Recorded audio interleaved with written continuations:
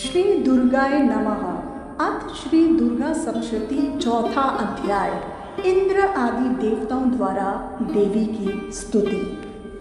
महर्षि मेधा बोले, देवी ने जब पराक्रमी दुरात्मा महिषासुर को मार गिराया और असुरों की सेना को मार दिया, तब इंद्र आदि समस्त देवता अपने सिर तथा शरीर को झुकाकर भगवती की स्तुति करने लगे। जिस देवी ने अपनी शक्ति से यह जगत व्याप्त किया है और जो संपूर्ण देवताओं तथा महर्षियों की पूजनीय है, उस अंबिका को हम भक्ति पूर्वक नमस्कार करते हैं। वह हम सबका कल्याण करे। जिस अतुल प्रभाव और बल का वर्णन भगवान विष्णु, शंकर और ब्रह्मा जी भी नहीं कर सके, वही चंडिका देवी इस संपूर्ण जगत का पालन करे और अशुभ भय का नाश करे।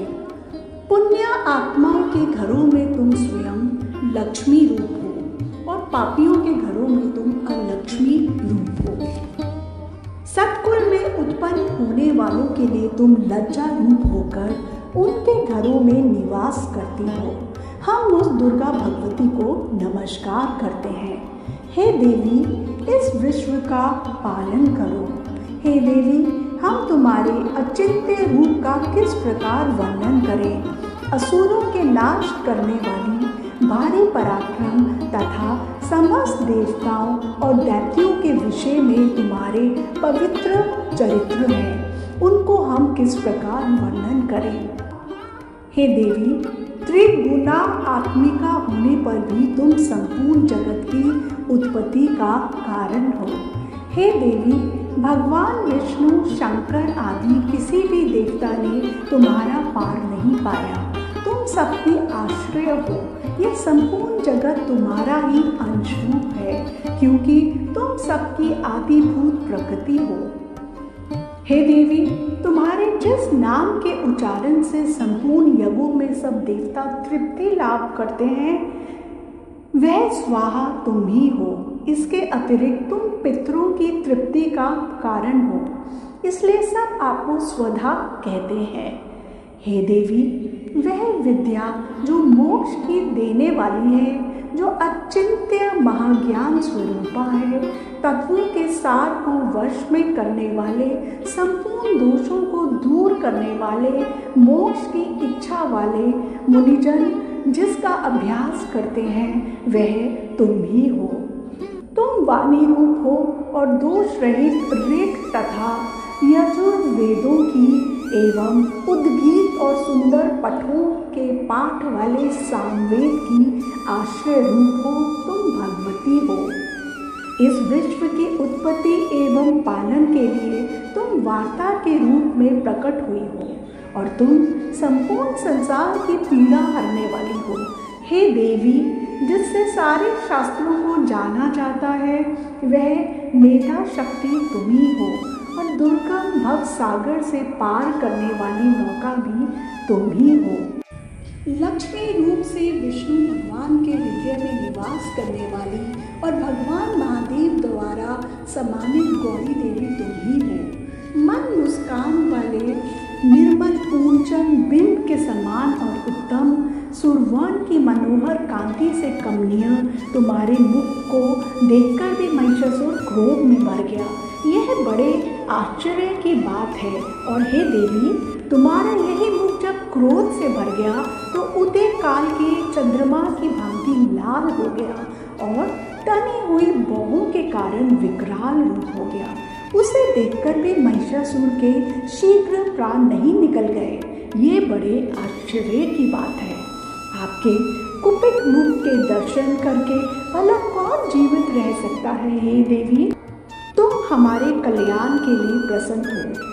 आपके प्रसन्न होने से इस जगत का अभ्युदय होता है और जब आप क्रुद्ध हो जाती हैं तो कितने ही कुलों का सर्वनाश हो जाता है। ये हमने अभी अभी जाना है कि जब तुमने महिषासुर की बड़ी सेना को देखते देखते मार दिया।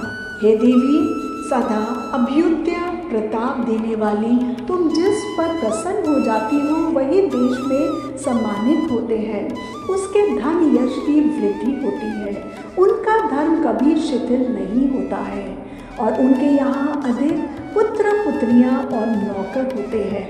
हे देवी, तुम्हारी कृपा से ही धर्मात्मा पुरुष प्रतिदिन श्रद्धापूर्वक यज्ञ करता है और धर्म अनुकूल आचरण करता है और उसके प्रभाव से स्वर्गलोक में जाता है, क्योंकि तुम तीनों लोकों में मनवांछित फल देने वाली हो। हे माँ दुर्गे, तुम स्मरण करने पर संपूर्ण जीवों के भय नष्ट कर देती हो और स्थिर चित्त वालों के द्वारा चिंतन करने पर उन्हें और अत्यंत मंगल देती हो। हे दारिद्र्य दुख नाशिनी देवी, तुम्हारे सिवा दूसरा कौन है? तुम्हारा चित्त सदा दूसरों के उपकार में लगा रहता है। हे देवी, तुम शत्रुओं को इसलिए मारती हो कि उनके मारने से दूसरों को सुख मिलता है। वह चाहे नरक में जाने के लिए चिरकाल तक पाप करते रहे हो, किंतु तुम्हारे साथ युद्ध करके सीधे स्वर्ग को जाए, इसलिए तुम उनका वध करती हो। हे देवी, क्या तुम दृष्टिपात मात्र से समस्त असुरों को भस्म नहीं कर सकती?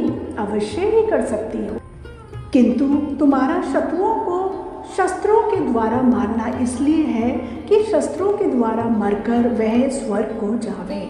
इस तरह हे देवी, उन शत्रुओं के प्रति भी तुम्हारा विचार उत्तम है।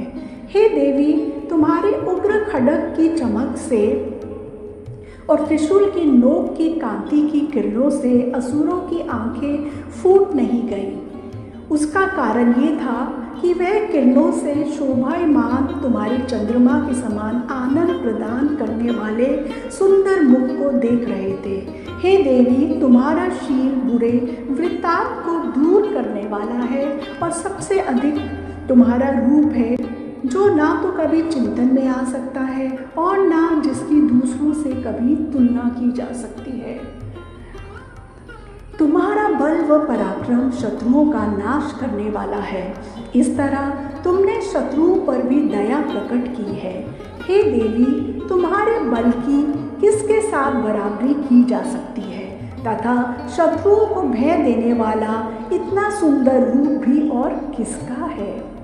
हृदय में कृपा और युद्ध में निष्ठुरता, यह दोनों बातें तीनों लोकों में केवल तुम्ही में देखने में आई है। हे माता, युद्ध भूमि में शत्रुओं को मारकर तुमने उन्हें स्वर्गलोक में पहुंचाया है। इस तरह तीनों लोकों की तुमने रक्षा की है तथा उन उन्मत्त असुरों से जो हमें भय था उसको भी तुमने दूर किया है। तुमको हमारा नमस्कार है। हे देवी, तुम शूल तथा खड्ग से हमारी रक्षा करो तथा घंटे की ध्वनि और धनुष की टंकार से भी हमारी रक्षा करो। हे चंडिके, आप अपने शूल को घुमाकर पूर्व, पश्चिम, उत्तर तथा दक्षिण दिशा में हमारी रक्षा करें। तीनों लोकों में जो तुम्हारे सौम्य रूप है तथा घोर रूप है, उनसे हमारी रक्षा करो तथा इस पृथ्वी की रक्षा करो।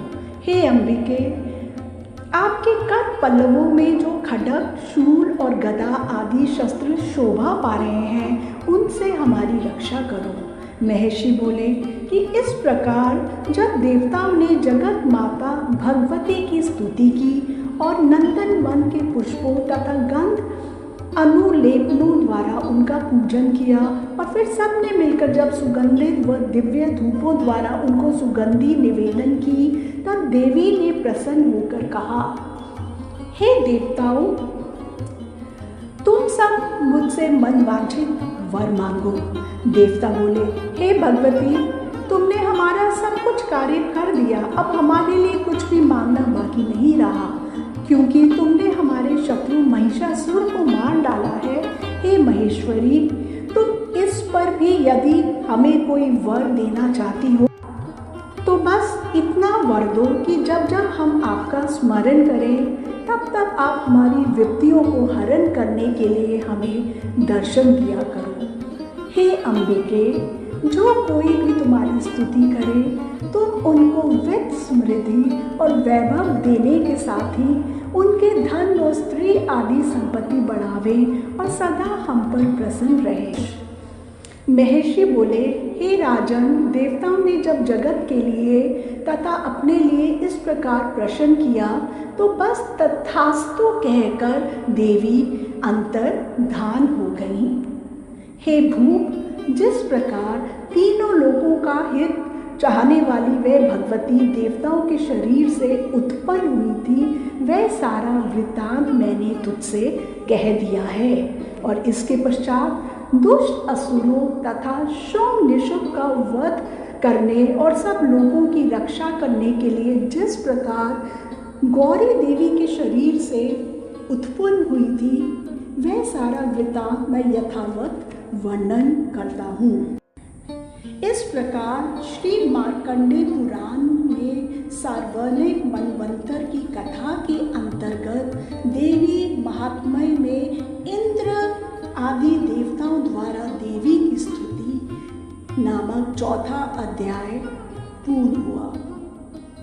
जय मां जगदम्बे।